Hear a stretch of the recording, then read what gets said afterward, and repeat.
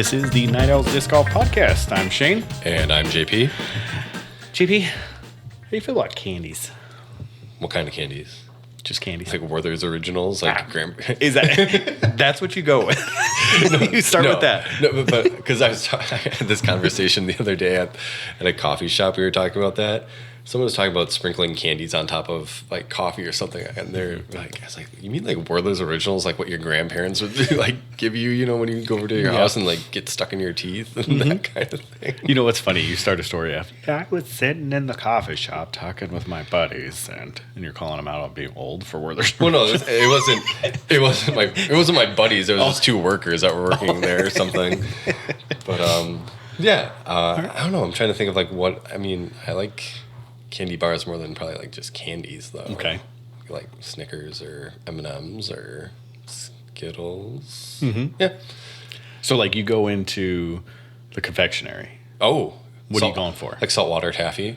Really? That's it? Just the bathtub full of saltwater taffy? And then like probably like root beer barrels or fireballs maybe. Fireballs I'm good with. Yeah.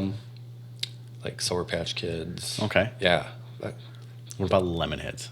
Oh yeah, Big I like ones. lemon heads. Yeah, for sure. Jawbreaker, like everlasting gobstoppers, like that kind of runts. The Wonka stuff. Yeah, that kind of stuff. Yeah. All right. You know which ones I like? The blackberry and raspberry. You know, they're like the blackberry. So they're I know what you're with talking the little about. beads all over it. Yes. Yeah. Super yummy. Oh. I don't know what those are. The most worthless candy in the world, undebatable, are dots. Not like the. Are you talking the ones that are like on the paper? Yeah, the ones that are on the paper. Yeah.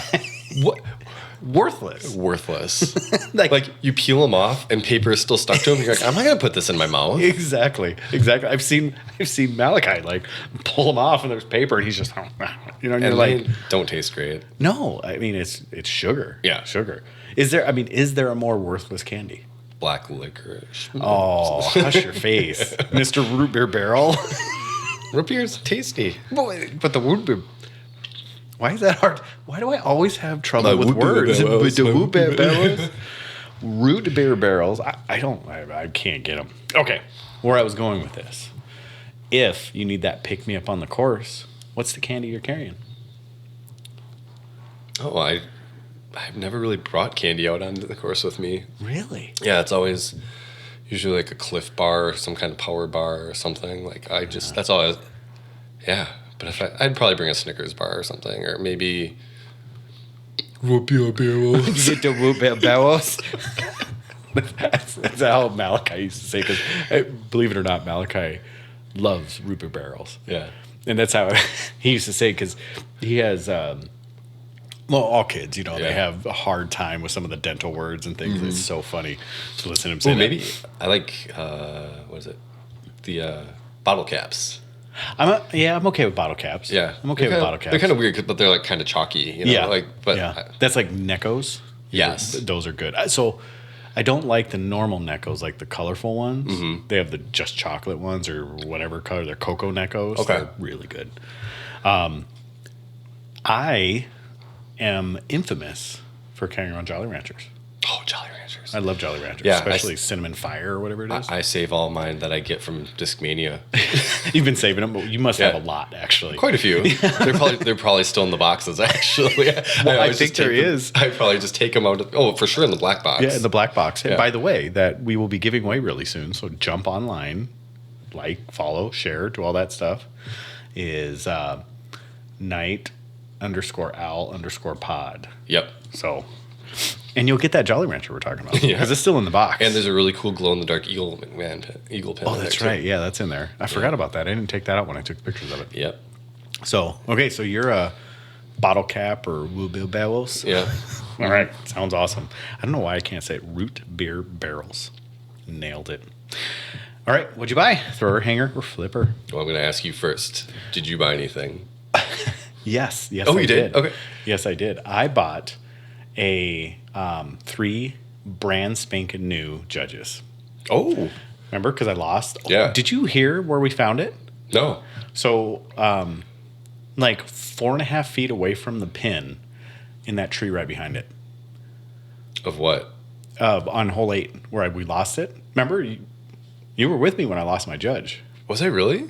Yeah, you were my partner. No, I lied. You weren't. Okay. It was Cam. Okay, I was like, I don't remember that at all. Like, So- I've seen you lose many discs, but I don't remember that. Come on, I haven't lost that many.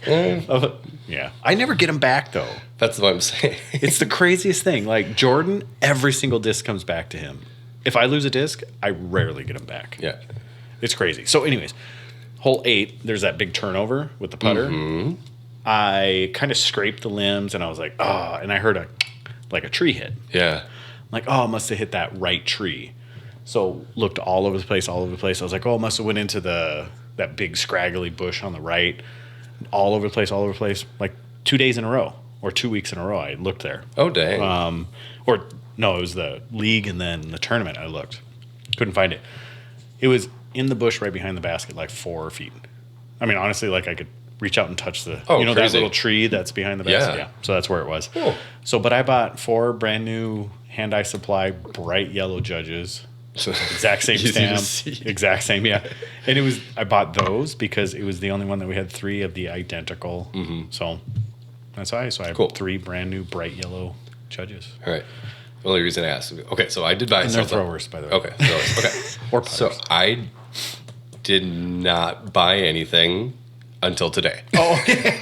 Really? What? Okay, so I was going to. My plan was today. I was like, I didn't buy anything all week. I went online. I went to Flight Towel. I was going to get one of the grips for the. So it is car. from Flight Towel. It is from Flight Towel. Good, yeah. Good. Didn't end up buying it, so I was like, okay, well, yeah, I didn't get anything this week. Lo and behold, I'm sitting at Little League practice with Dempsey, and I'm on Facebook, and I just happened to scroll down, and bought one for each of us. Eric McCabe was selling Fluid EMAC Truths. Yes! From DDO. Seriously? Seriously. I've never thrown an EMAC Truth fluid. He had quite a few left, and it was like first come, first serve. I was like, the post was from like 3 hours ago. And I get online, there's like a Google Doc that I had to go into, so I ended up picking up 2. That's awesome. Yeah. That is awesome. And you said you got one for me? I got one for you and one for me. Yes. You're the man. Yeah. All right. And I knew he was selling them at DDO. Like he had gone on, I think, Instagram or Facebook and announced that he was going to be selling them kind of like last year with his Ice EMAC Truths. And I was like, oh, those would be so cool to have. Yeah. So yeah, mine's probably just going to be a collector. Okay. I will probably throw mine. Yeah, I know. The one I missed out that I'm disappointed with was, I'm not disappointed with it. I'm disappointed I missed out on it was the shoe judges. They had fluid judges. Oh. And I was like, ugh, because I've thrown a fluid Wardan. But I think I would love to throw a judge. I'd probably bag a fluid judge because it'd be slightly more stable, have that gummy feel to it.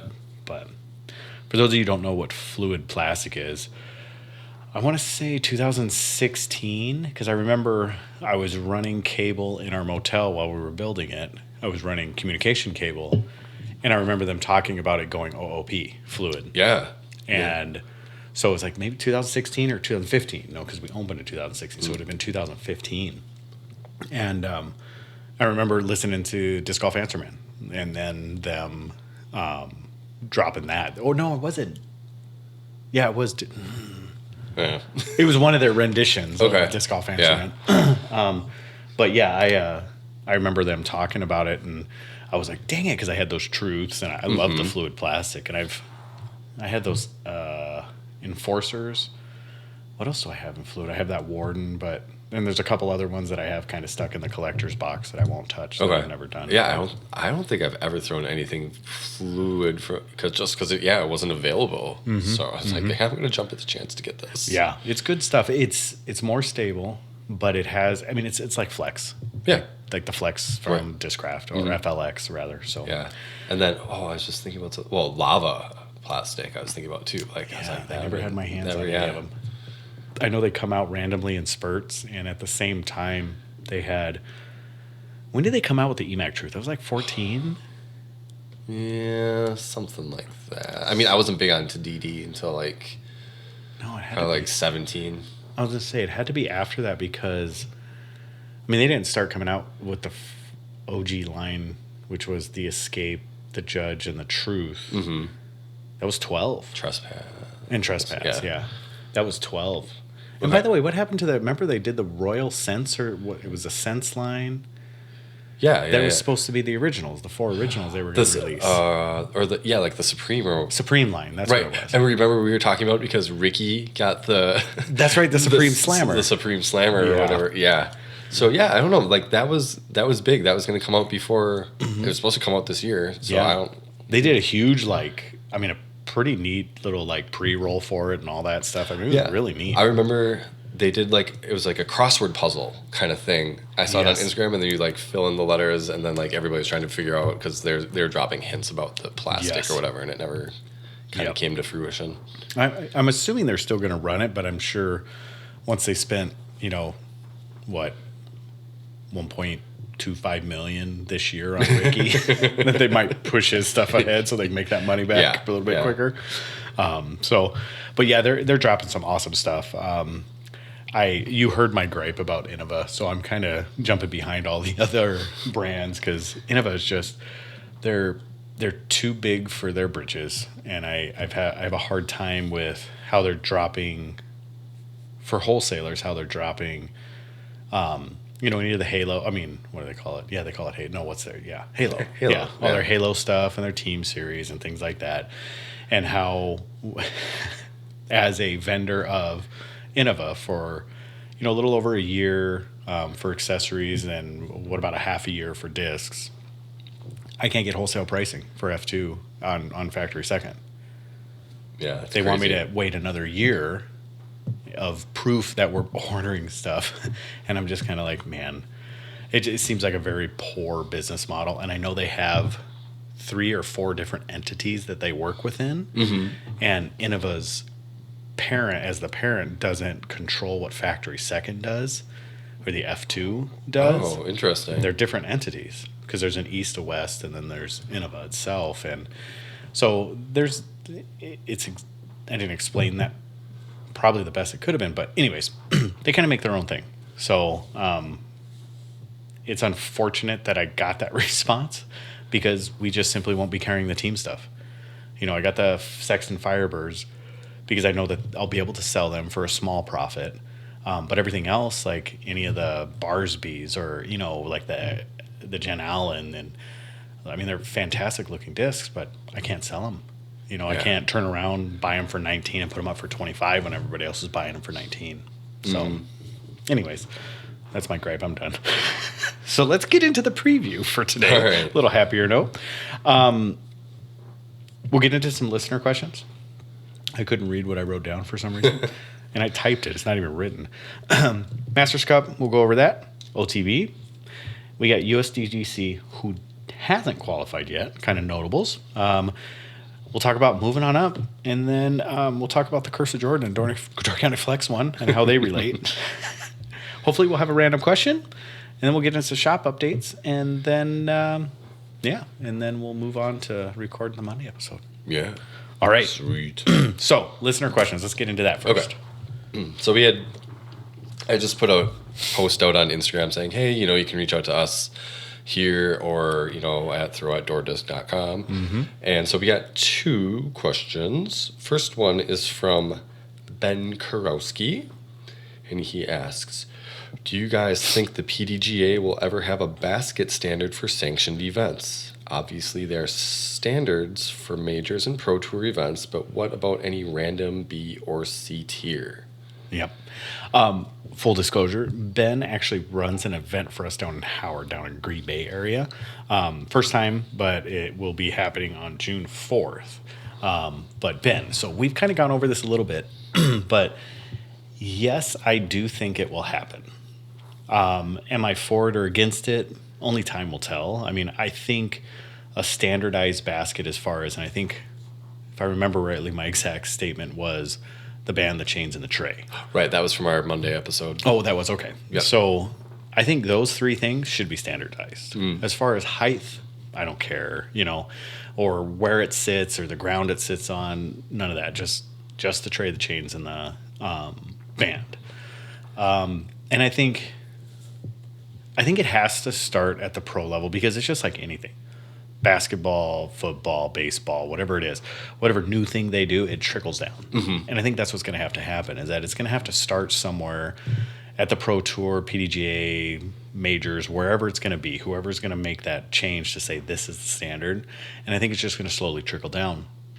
Do I think it's going to happen at every B and C tier, or should happen in every B and C tier?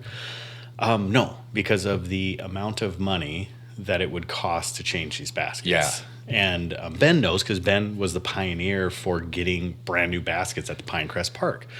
And he understands where that money comes from, the additional costs to the villages, and how to get the villages to do it.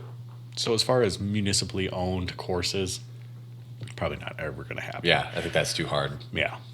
So, if there's a tour, like an established tour, pro tour, world tour, things like that, national tours, we're just naming all these tours that used to be. I think I can see it happening where they bring their own baskets, but B's and C's, I don't think it's ever going to happen. Yeah, could you imagine going into a Parks and Rec department or having a meeting with them and like, hey, remember all those baskets we put in a couple years ago? We need another couple grand to replace them and get new ones. Exactly. Yeah, I would assume that would be a very hard discussion to have with a lot. And I think some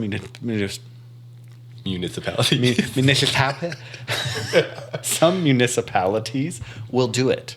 Like Emporia, change it immediately, especially if it's their, if it's their basket, they don't need to change it. Right. I think Emporia would step up. They would at least have a set of the baskets that meet the requirements. I would think so. And I would assume their highest level basket would turn into that. Yeah. So. Right on. Did we go on about that long enough? I think so. Okay. Next listener question is from Brent Jacobs. And Brent asks, what was the disc that made you fall in love with disc golf? You go first. Okay. So the easy answer for me would be the Valkyrie, because that was the first disc I ever bought and threw. Mm-hmm. I wouldn't say that I fell in love with that disc and that disc made me fall in love with disc golf. The disc that I bought was actually a long time after that, and it was actually a Biofusion Escape. It was like the sweet green marbly one.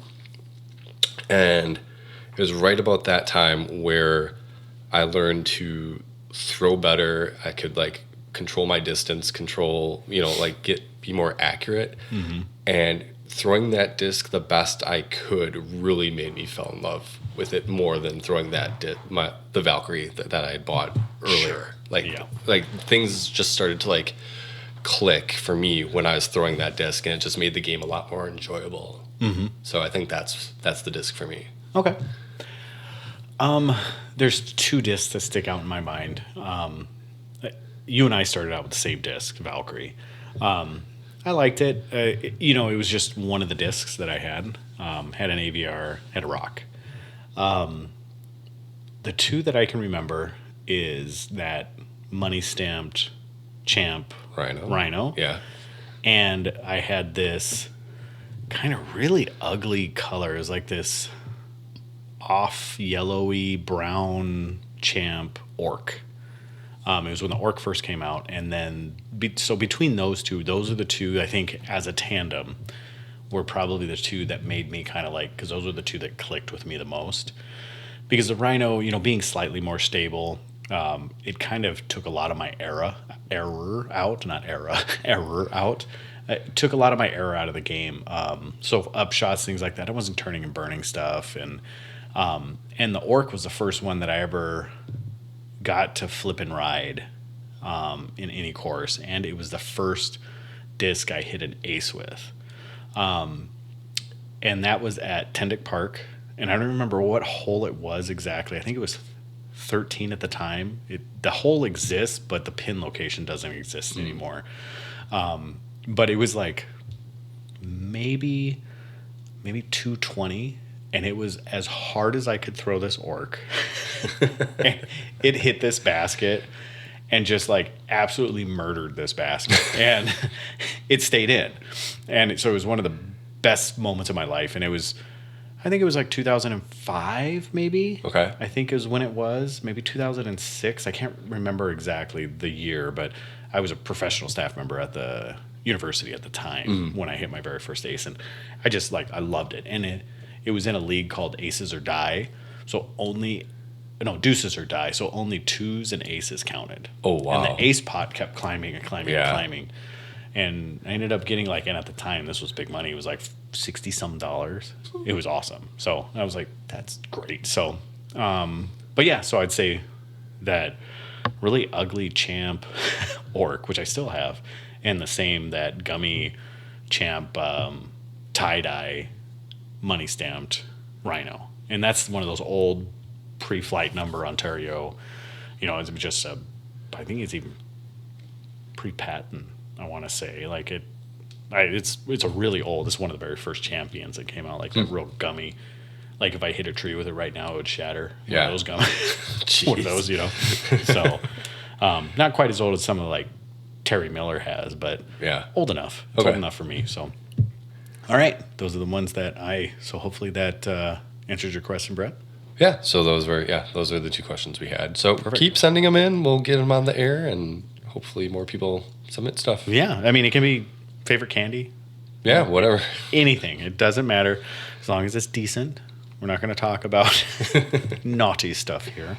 Okay, Masters Cup. Paul McBeth outside of the top 3 again. Yeah. Washed up. Some might say. So missed the cut, and now 7th. Yeah. Washed he tied did you hear about his name was Andrew Miranda, is that right? Mm-hmm. He won the AM side. So he got to come into the pros, and he had a sweet eagle. Yeah. That throw in. Yes. Like that was a highlight shot for sure. That was how cool is that? Way out of position. Yeah. And just Drano. Yep. Oh, awesome. Yeah. And how cool is it to say you tied Paul McBeth? Exactly. He came in 7th as well. When he took Paul McBeth was a good sport with it. He took a picture and all that stuff. And by the way, we're joking about washed up with Paul McBeth. Oh, far from it. But yeah, so I want to talk about Paul McBeth first, about calling Hunter Thomas from Foundation out on Twitter. Former allies. Yeah, exactly. Yeah, we're going to make a lot of speculation, but none of it's true.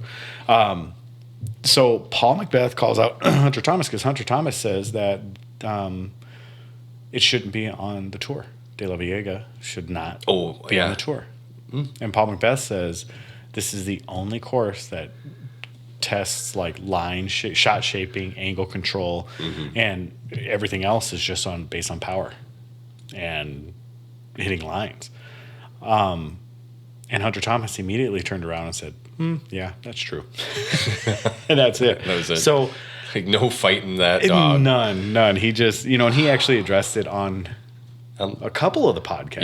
Yeah. Like he was on. I heard him talking today when debate night dropped. Yeah. And I think that's why I respect them so much, is that they're willing to say the stuff that's on their mind, but they're also willing to listen to, the best in the game, one of the best in the game, top 5 in the game, top 10 in the game, whatever you want to say. But listen to people and hear them out, because I would probably agree with the first notion that I think the tour has outgrown De La Viega. I think so too. But Paul is 100% right. It tests your line. It tests your shot shaping ability. And what it does is it kind of harkens back to the old school way you had to play. Like not seeing baskets over 300 feet. Exactly. And angle control on disc was important because we didn't have all this overstable stuff. So for anybody that's new to the sport, like, how you can pick a shape and there's a disc for it. Yeah. It just wasn't the case. When we started playing, because we were just on the front end of the Destroyer, so I think that was really like groundbreaking overstable. Yeah. And before that, it was the T-Rex came along shortly after that. And then, you had the Orc, you had the T-Bird. A lot of people would, like the fastest flying discs you were throwing were probably 7, 8, 9, maybe, that was the fastest. All of a sudden, Destroyer comes out and it's like, whoa. Yeah, exactly. Yeah, they had the Orc and the Valk. Yeah. And those were high-speed drivers. Yeah.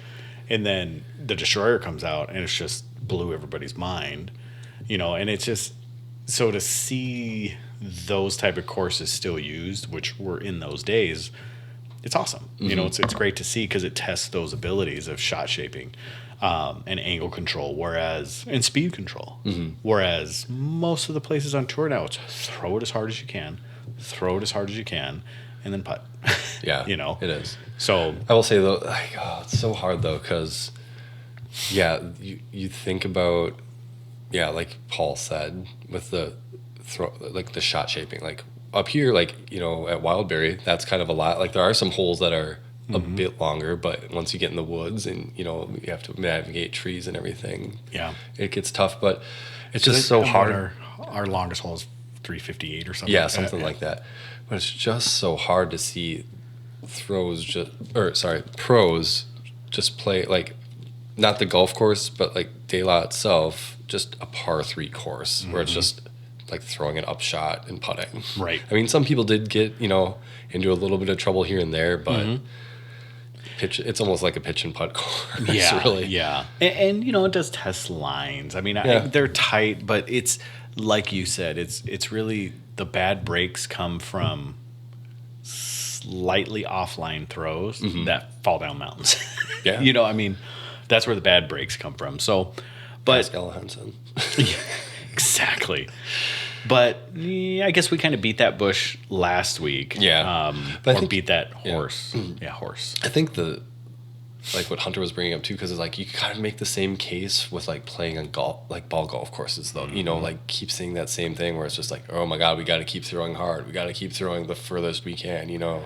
Yeah. But yeah, and I think, you know, having a mixture of courses is important. That's why I think De La is going to be on the tour for some time now, because there really isn't. You know, and you can talk about Milo MacGyver, you can talk about, you know, Maple Hill, those ones. I mean, those are the ones that, you know, for a long time, people thought they were too hard, loved them, but thought they were too hard, and now they're becoming the, I guess, starship of, you know, the front runners of courses and how they should be designed, because I think it adds distance and difficulty. So you have to have both in order to play these very well. And what De La does is they use a golf course for the distance. Yeah. And then the short course for the technical portion. Even the golf courses, a lot of par 3s, and I think 2 or 3 par 4s sprinkled in on the course. So. Yeah. And then you go to OTB right after this, and it's like crazy long. You know, like first 5 holes, there's 3 of the first 5 holes are over 500 or 600 feet. Yeah, something like that. It's crazy. I remember a lot of people throwing, or maybe I'm thinking of Portland. A lot of people were throwing rollers off hole 1 at, I think it was OTB, because that's the one with the elevated platform. It was, it is. Yes. Yeah. Yes. Yeah. Yeah, and now they made that brush. They made some good changes to it this year. I don't know if you watched some of the practice rounds with Ezra and Brody. No, I haven't seen them yet. There were a couple, I don't remember who I heard it from, but they talked about the changes that they made. And it sounds like they made some really good changes. So we'll see, you know, but I think they added a lot of OB line and stuff, and that wasn't there last year. Well, there was some of it was there, but there's a lot now. Okay. And then there's quite a few Mandos to force plays where you used to be able to play kind of big burning or big torching hyzers around stuff or other way, but now they're actually making Mandos to force you to play courses and lines. So interesting. Yeah, I'm excited to hear that. So back to Masters Cup. Yep. So Gannon Buhr, first place. I got Matteo and James Conrad tied at second, and then Chris Clemens is fourth. So a lefty. Yeah, that was pretty good.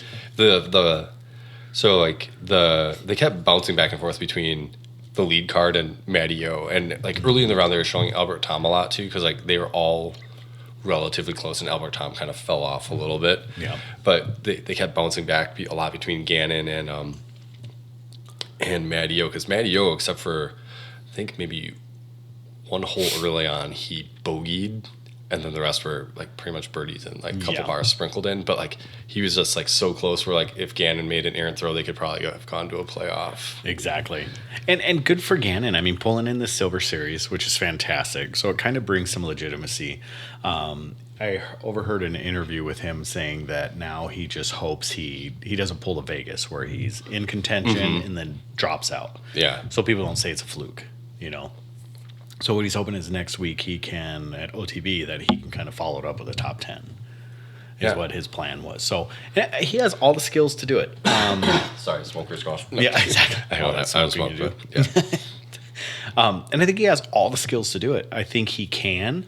I think there's just those little things that he needs to work on, and what those are, only he knows. But I think some of it seems to be mental, and that's such a hard thing to do. Yeah. Like, it was good to see him, like, be able to just hold off, you know, with people kind of coming after him, like James and Matteo, and even Chris had some great shots. Yeah. And then who else was on the card with him? Austin had him, and he played well, just not well enough, you know. Right. Well, and he traditionally plays pretty well on that swing. You know, those courses favor him, because I wanted to say he took, which was that Milo that he took over Paul? It was like 2019 was one of his last wins. Yeah, I don't remember last time. I can't remember what it was, but yeah, he plays pretty well on this swing. Yeah. All right, and on the female side, we got Hokom took it down and at even par, and then we got Allen and Ella Hansen, 3 over, and then Maria Oliva and Owen Scoggins at 6 over. So, I didn't watch any of the female coverage, so I didn't get a lot to see. I know Ella Hansen, you know, she led pretty much the whole way up until the final round, and she kind of fell apart. Like, I saw a post saying, you know, she felt good about how she played, but she just, like, maybe mentally just wasn't as tough as she wanted to be. Right. And then, Sarah played hot round. She and Katrina tied for the hot round at 7 down. But it's crazy because, like, Katrina had, like, a pretty good first round, shot terrible the second round. I think she had a 63 the second round. And then, So, like, it's really weird because it happened here. It happened at, what was the other? Can't think of it. But, like, she shot the hot round, like, the final round. And it's like, Kat, get up. Like, you know, like, just hold it together. Yeah, like, she just keeps having to, like, play these phenomenal rounds to, like, get back on the podium. It's like, just piece it together. Like, she was playing so well earlier in the... And Pierce was not in this. No, one. she wasn't here. Yeah, She'll be back. She's coming back for this tournament. Okay. Oh, for OTB? Yeah. Okay. And I know a ton of people are just complaining about how miserable this stretch is right now, especially with the cost of everything in California. Yeah, California is crazy expensive right now. Well, like, gas is over like $6 a gallon, and you know, the food and the lodging and everything, it's just crazy inflated there right now. So unfortunate to see that, and especially with some of these tournament winnings there, it's hard to make money. I'm sure right now on this little swing. So I think that's why a lot of people are basically kind of bailing on it, and the fact that they're not tour stops. And why not go to Mexico and throw your feet up and drink a Mai Tai? So, Ricky's gonna be back for OTB. Dude, did you see his knee? No, did you see the post? It was crazy huge. Like, it was gross looking, but I guess it just swelled up, and that was it. And I thought I saw on Instagram that he said it was a Lyme's flare. Yeah, I heard that. Yeah. So I'm pretty sure I read that personally on Instagram, that it was a Lyme's flare up, and then he said he'd be back, and then I saw some skins match where he was wearing like an aviator helmet with a it was GoPro on top, and it was OTB skins. It was him, Drew Gibson, I think James Conrad. I forgot who the fourth was, but they were doing some kind of like Fortnite thing, and I didn't get a chance to watch it, but I might go home and watch it afterward, done tonight, and watch it because it looks pretty funny. Like, they had the Nerf guns and everything. Yes. I'm like, I hope maybe they listened to the episode. Exactly. Like, oh my god, perfect. They just couldn't do paintballs because they'd leave welts, so they had to use Nerf guns. Nerf guns. Yeah, good idea. You don't have to pay us for that. Just throw some tickets here and there. Yeah, or a slammer. Just saying, Ricky. All right, OTB. I'm excited to see it. I already said they made some changes. Wait. Brody Smith, 25th.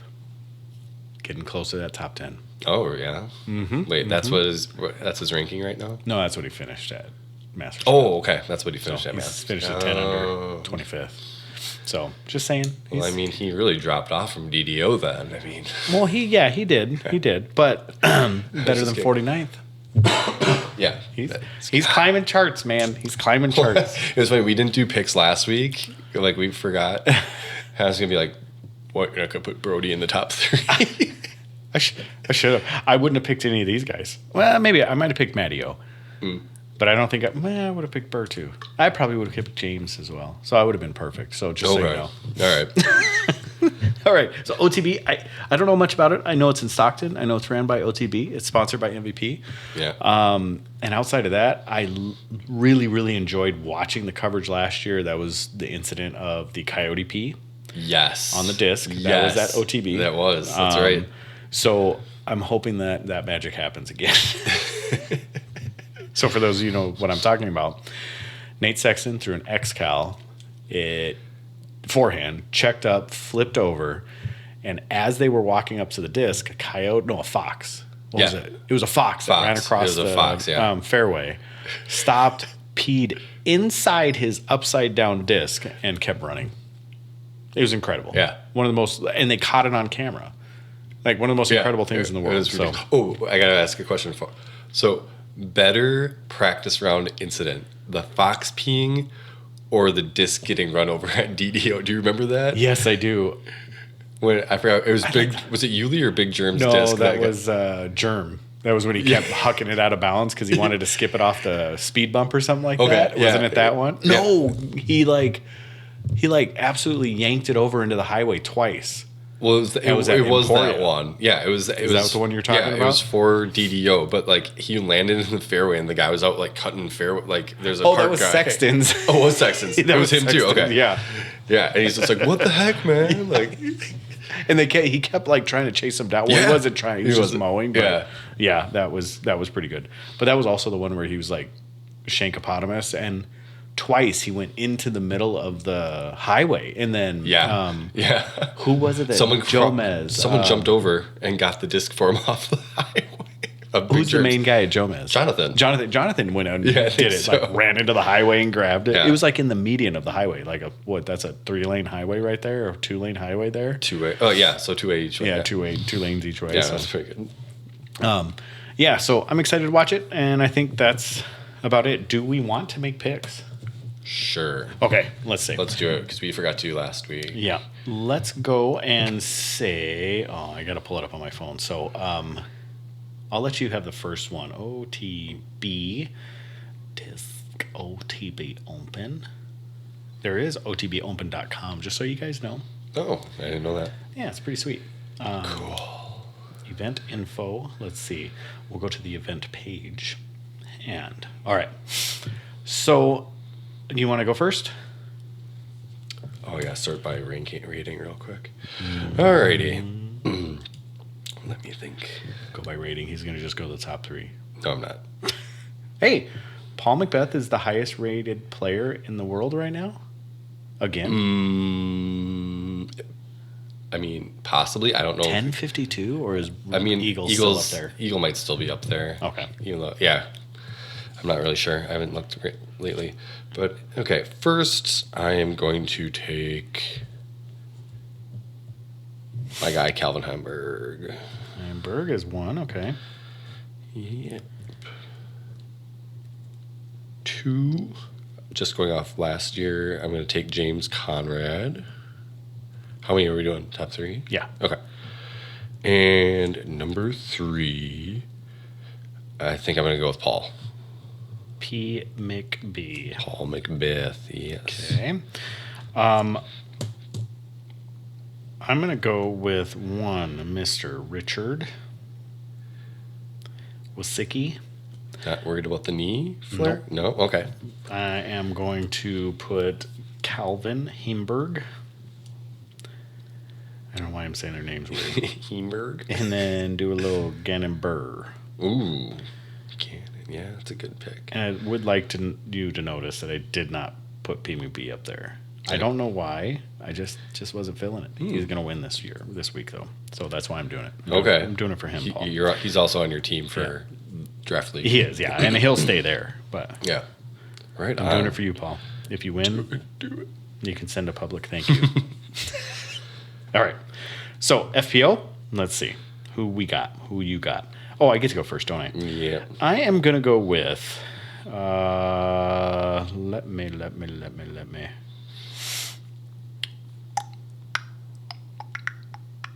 I'm going to go with, oh man, that's going to be a hard one. I'm going to do Mandahano, number 1.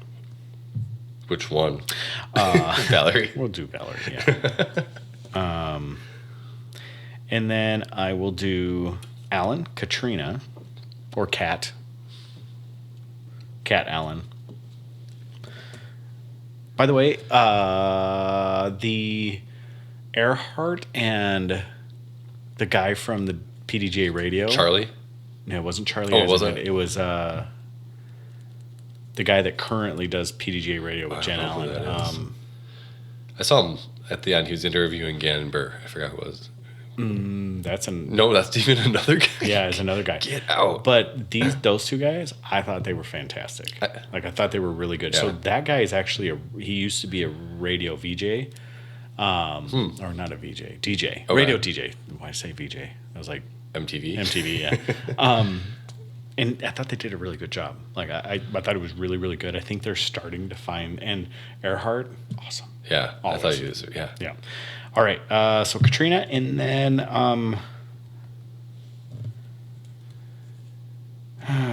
let's see.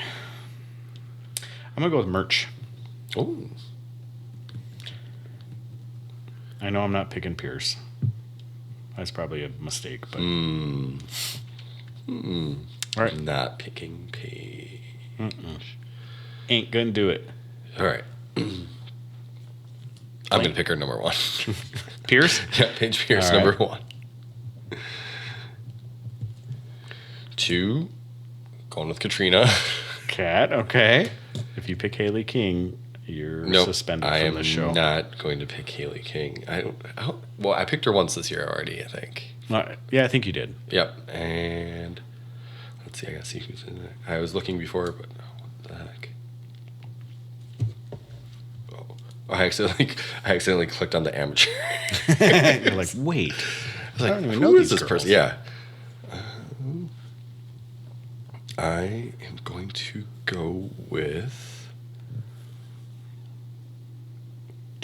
I'm going to pick Maria Oliva. Oh, Oliva. All right. So, well, we got JP for men. You got Heimborg, Conrad, and P. McBee. And then for the female, you have Pierce, Katrina, and Oliva. And then I have Richard Wysocki, Calvin Heimberg, Gannon Buhr. And then I have Valerie Mandahano, Katrina Allen, and then Kat Merch. And I can't wait till Kat Merch gets back on camera because she's always electric. It's so fun. So Jordan was telling me about this incident with this like crazy flick roller thing that she did. Okay. And I had to go track it down. It is one of the funniest moments I've ever seen. She was on live. And so Kat Merch throws this, like, she's super out of position, and she throws this crazy sky I think I know that. roller. I think I know the shot. And she's like laughing and like, oh my goodness, I can't believe I did it. And as soon as she notices that the camera's on her, she goes, yeah, that's right. She like gets stone faced and walks up like, yeah, that's right. And I was like, that is awesome. Like just one of the funniest things in the world. There's another clip that I saw of her. She was like just like maybe getting into the woods a little bit. Like she's trying to like punch a shot through or something. She's like, yeah, that was like one of the best shots I've ever thrown or something. Yeah, exactly. She's just, and there's nothing serious about her. Yeah. And then the frog in the puddle, where she was like chatting with the frog in the puddle, just awesome. Oh. Like I'm a huge Kat Merch fan now. There's this really awesome Instagram post. It was from a while ago.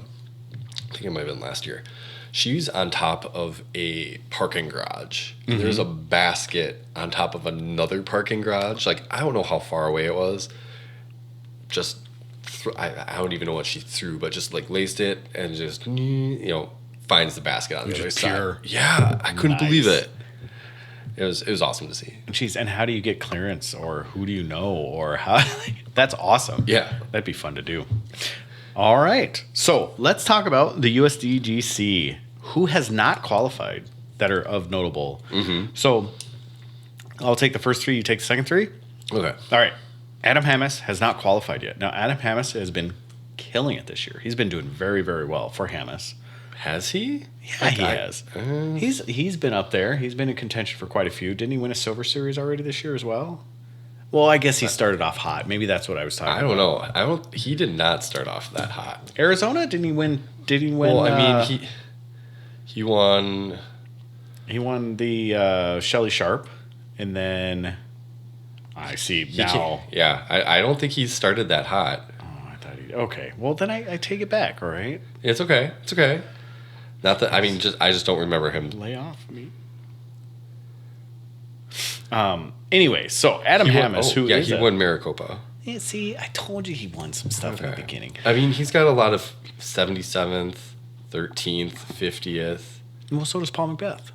I know, but for Adam Hammes, I figured he would be a little higher. Yeah. So second at Music City. So I mean, yeah, he's been up there. I mean, and he hasn't. Well, he's played a couple. Well, anyways. So, Adam Hammes, who I would assume would have a bid, isn't qualified yet. Yeah. Brody Smith. I guess I'm not surprised, but he'll get there. I was surprised he didn't get a spot because of second place at DDO. Like that was a qualifier. Yeah, that's crazy. Yeah, which is goofy. Yeah, and that's the whole thing where we were talking about. You just shouldn't own events anymore. Mm-hmm. Manufacturers should not own events anymore. Yeah, and these are the type of the reasons. Like, why would Brody Smith not get a bid for second place at DDO, one of the hardest, tournaments we've seen so far yet to date, and the top 10 don't get a qualifier or top 5 don't get a qualifier. Yeah. Like, seriously? That's because ridiculous. It's DDO, because it's the dynamic discs. Yeah. Okay. And Mason Ford. So Mason Ford doesn't surprise me, and I don't know if I would necessarily call him notable, other than he just made the switch to DD. Yeah. So just kind of notable in that regard. He's still pretty solid. Yeah, he's like, I wanted to say who. He's that average dude, like right. He doesn't stand out enough to be eye popping, but he doesn't. He's not terrible. Where you're like, damn, that dude sucks. Exactly. I mean, he would tear me up in every single round absolutely. Ever, in every way. But just saying it's nobody that I'm like, oh, really? He didn't make it? Like, I wouldn't be surprised, But I wouldn't be surprised if he's in either. So sure. All right, this way to stand on the fence. Okay. All right. Then we got Kale LaVisca. Yeah. Dr. Smooth. Andrew Marweed. And Chris Clemens. Where in the world is Andrew Marweed, San Diego? Yeah. I don't know. Where did he go? What happened? Andrew Marweed was kind of always in the mix, and you always kind of heard about him. There was always rumblings, And when I say in the mix, top 50, he was always in that realm. And maybe I could be wrong. Maybe I'm just imagining things, but I don't feel like he's even been in conversations. Not much. This year. No. So, yeah, that's unfortunate. Clemonade, obviously, we just talked about him. He was third or fourth, rather. And then Dr. Smooth, Kale LaVisca, he hasn't really been present either. That's what I was thinking about as well. It's I haven't seen or heard his name apart from him losing his streak. That was the big thing. And then I don't know where he's been. And I want to say there was something local that he won, or a smaller event that he won just recently. But outside of that, I kind of remember that. Haven't really seen him much on the tour. Yeah. I mean, he's becoming Sexton. Really, he's a player. He's good, but yeah, he's not really making any big moves. But we'll see.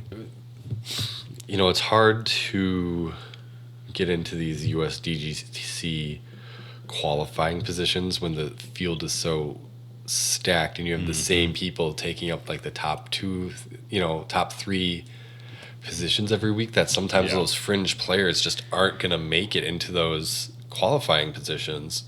And you're qualified if you're past USWDGC champion or world champion, finish top 10 in the standings. Yep. So, some of these guys just aren't there. And they have, so the 22, so qualifiers are Vegas, Texas State's Throne on the Mountain PDA Championship Cup. That's right. I remember a lot of people going to throw down the mountain because it was and they skipped. There's some other notable tournament that they skipped. Yeah, was it Waco? No, was it Waco? No, I think it was right after. Yeah, it was right after that. Yeah, because it was right before the Champions Cup. Right. Yeah, and then Jonesboro, and then the 303. And that's why a lot of people went to 303. Okay. So OTB is one. Yep. So this is one to watch. And this is kind of the reason I brought it up is OTB is the next qualifier. Mm-hmm. And so these folks here, every single one of them are in the field. So let's see. Oh, and this is also the last chance to qualify for match play. Oh, is it? Okay. Yes. This is the last event before match play qualifying. Right. Yep. So, and then the Preserve, Portland, Baltic Disc Golf Championship. Oh, that's in Estonia. Oh, okay. Idlewild, PCS Sula, European Open, Foxwood, BC Open, which is in British Columbia, Langley. Is that okay? So last year, I think Eric Oakley went to that tournament and ended up winning. I think they called it the Canadian Championships last year, or the Canadian Worlds, or something like that, or Canadian. I just remember that he played a tournament in Canada that he ended up qualifying in. Yep. Interesting. Okay. And then Discraft Ledgestone Assurance Open, Des Moines Challenge, and then World Championships, Butler County Disc Golf Classic. Yep. And then Green Mountain Championships. So this is just wild to me that all those events, but yet DDO isn't. Yeah, exactly. Like, that's just so wild to me.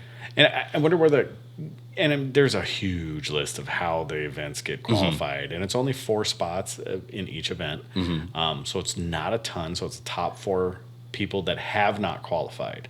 So like if P. McBee wins, and then Chris Clemens, and actually I don't think Dickerson is USDGC qualified yet.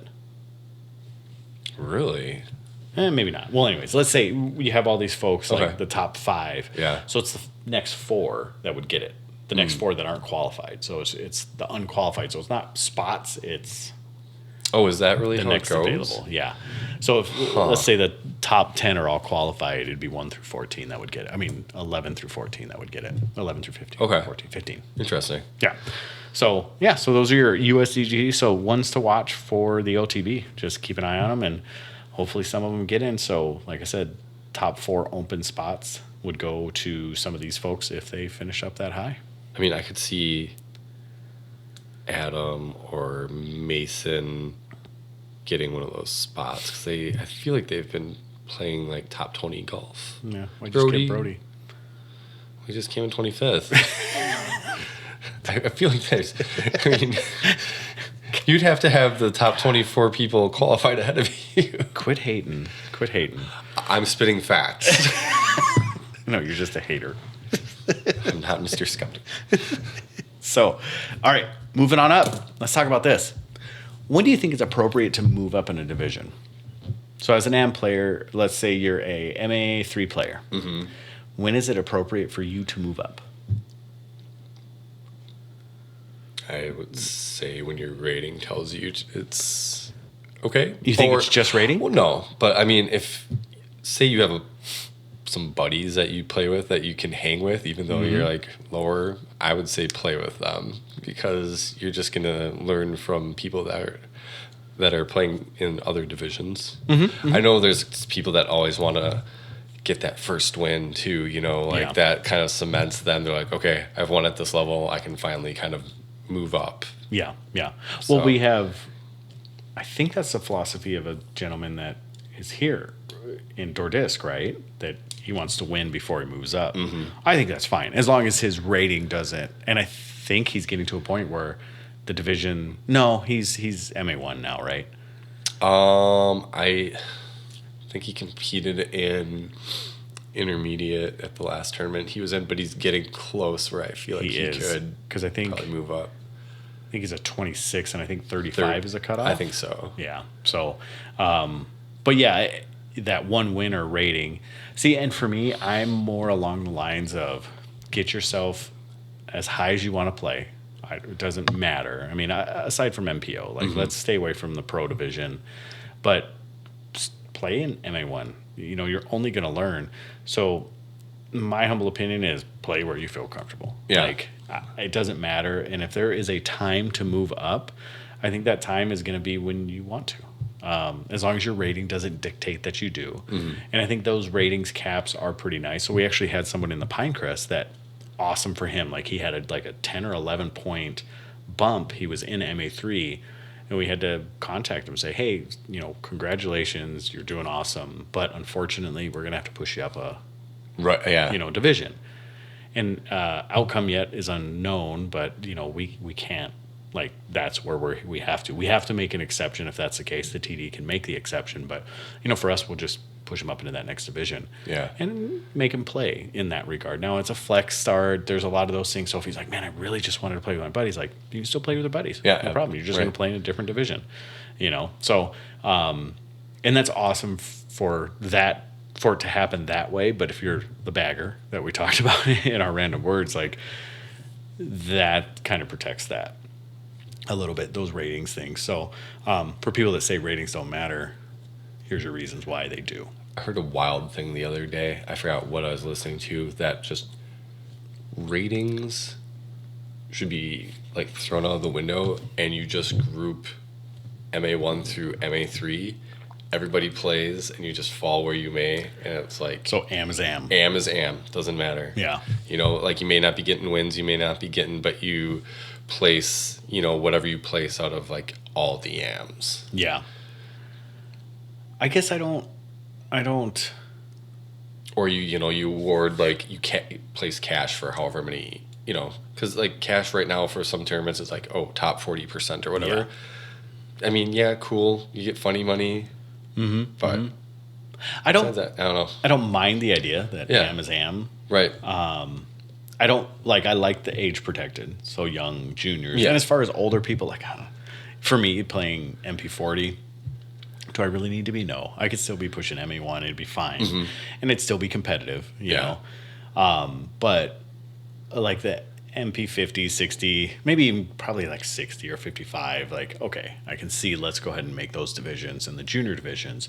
But like that 20 to or 18 to 50 probably could all be one as well. Yeah. But I think there's too many divisions. I don't know if there should be just one division. I think there could probably be like an intermediate, an AM, and then a... Right, like... Or beginner AM and then pro.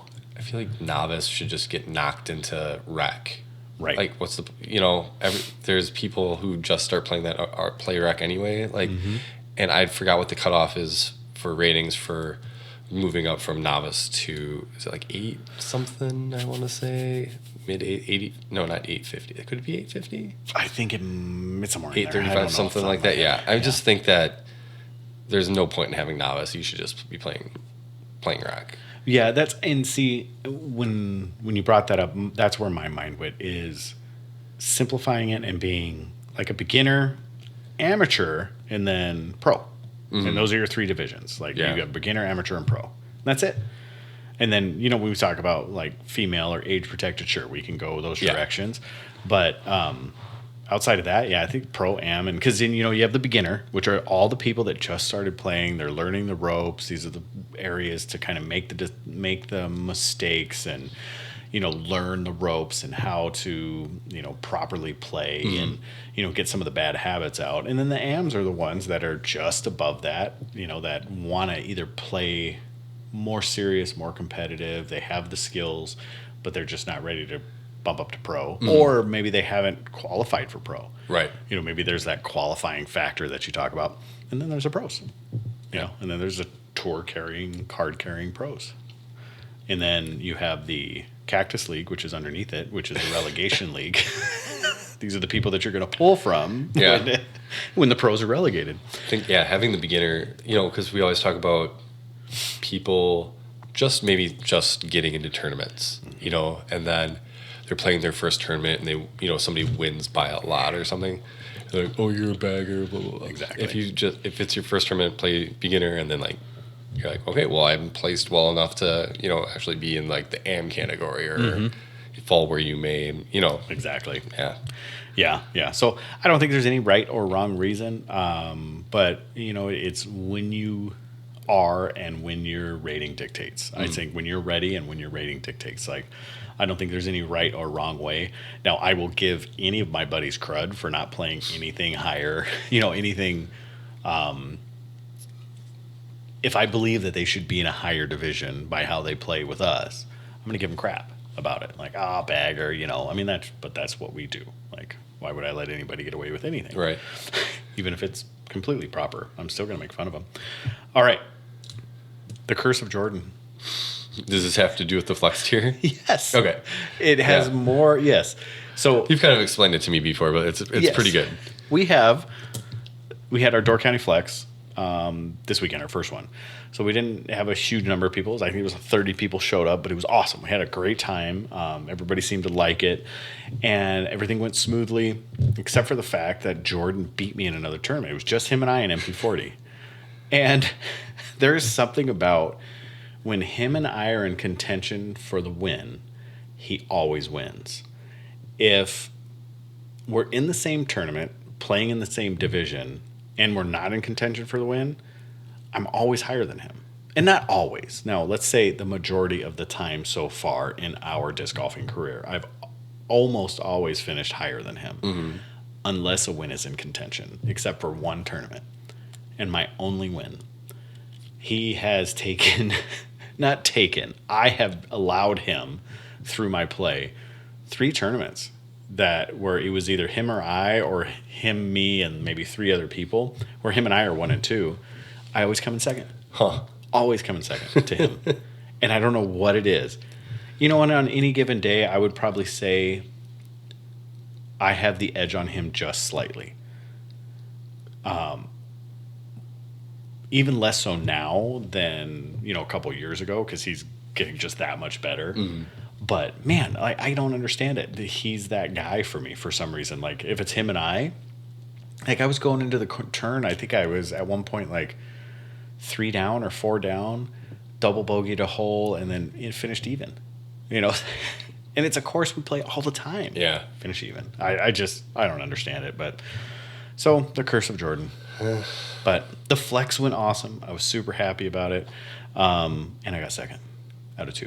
You should have played MPO. You could have won. I should have. Just taken all that cash for myself, So, yeah. So Jordan won $46 over me. Too bad. All right. So, unfortunately, we just don't have a random question unless you have one for us. Excuse me, God. Yeah. No, I don't have anything right now. Do you have Corona? I hope not. Yeah, me too. Yeah. Knock on wood. Yeah. So I went into this meeting today. The town of Gibraltar is setting up a TID district or TIF district, Actors Mental Fund, and I'm the member at large. I was elected as the member at large. And right before I came in, I was scarfing a Snickers bar because I was in a hurry. I mean, I was just jumping around from thing to thing, and then I'm like, oh crud, it's almost 4:00. So I just grab a Snicker bar and a Pepsi, and I go running out the door, or Diet Pepsi, and I go running out the door, and I'm jamming this Snicker bar in my mouth, and I come walking into the town hall, and all of a sudden a peanut gets stuck, and I'm eyes watering, and I'm coughing, and I can't get my throat clear, and the only thing I can think of is everybody thinks I have Corona. Yeah. And I had to wait until I was done coughing. I was who's a Snicker? Never met any of these people. They're because there's one from the college, one from the school board, and I've met them before, and one from the county. So these are all kind of the leaders of their department or area. And then there's this guy coming in with a Diet Pepsi and a Snicker and a pair of shorts and a... I'm just all right, yeah, no, I'm here, guys. I'm hoping it's just allergies, because last night I was super stuffy, and I took a sinus... Claritin. Yeah, well, yeah. It wasn't clear. It was off-brand or whatever, but... Oh, okay. Yeah, just super stuffy, and I think a lot of stuff drained in my throat, which caused it to get irritated, and no one wants to hear about that, so I'll shut up. Yeah, exactly. It's okay. All right, so shop updates. We are going to have the full line of Lone Star. So ordered them, paid for them, they're on their way. We had penny putts for the flex start. I think we had 15 of them. We were down to one by the time or two by the time the flex was over. People really seem to like them. They're really great plastic. They have a Vector 1 and a Vector 2 plastic, which is a soft and a hard kind of base plastic. And then they have 3 other lines of plastic, which one is a glow, one is more of a firm premium plastic, and the other one's kind of I guess you would call it like a fusion or a star style plastic, kind of more rigid, not translucent or not. Yeah. So and then they have a champ and a glow, and their glow seems to be fantastic. So I bought basically 2 or 3 of each in each line. So I have about 100, 115 discs on me from Lone Star. So we'll have those. And then we got a new rack in. So if you've been on our Instagram, you see the rack. We've been doing some reels with it, and I have some more coming out. But Caden Stalkey, one of the owners, actually built this rack from expanded metal and angle iron, and it looks super industrial and awesome, but it also kind of has a Mad Max feel to it. So we're able to put grid wall racks to hold discs, and it actually increases our capacity, a retail capacity of actually what people can see by about 900 discs. Wow. Yeah. That many. Holy cow. It's fantastic. So I got the racks for the new rack coming in. So that's really, I think, all that I have that we're pushing into the shop. PDs should be going up on the 24th. And then DD3s, we're actually hopefully getting on the order tomorrow. Yeah. So it's in my watch and it's on my phone. So alarms will go off and I'll order some. And then outside of that, I don't think there's anything else. That's cool. I'm excited for the Lone Star disc. I was just on their site the other day just looking up the discs because I knew you guys had sold all those penny putters. Yep. And I think they have a couple new discs that came out, or they're very recently. They had a Q, like the Flow, or I can't remember the names of the discs. Like Guadalupe. Yeah. They're all very Texas themed discs, like the Jackalope, the Arrow, there's all the penny putt, which is probably one of my favorite looking putters. It looks like a penny. Yeah. So the glow penny putt, I don't know if you've seen the stamp for the glow penny putt. I don't know if I have. Abe Lincoln with a monocle, infrared monocle on. Oh, really? It's awesome. That's cool. Really cool looking. That's really cool. So like a night vision goggle. So, so that's that. So I think outside of that, JP, where can they find you? Well, you can find the podcast at night_owls_pod. And don't forget, we have the giveaway going on for the Discmania Mystery Black Box, which have the Rainmakers in them, along with a couple other cool discs. And then and JP said he'd give you 1 month free of his OnlyFans also. So just so you know. Fair enough. I don't know if I can afford to give 1 month free away. Okay. And my personal is onenight.owl. You know the funny part about that is someone came up to me and was like, does he really have an OnlyFans? Is this at the flex tier? At the flex tier. It was one of the best things in the world, and I didn't answer him. I'm leaving it. You should have just been like, you can go find them. Yeah. I was like, I go, I don't know. What do you think? And that's where I left it. So, so I'm super excited about this. It's going pretty good. I'm surprised no one's actually asked me about it. Asked for it. Oh, yeah. Thank God. Have you seen our female subscriber rate or probably listen rate is super small. Yeah.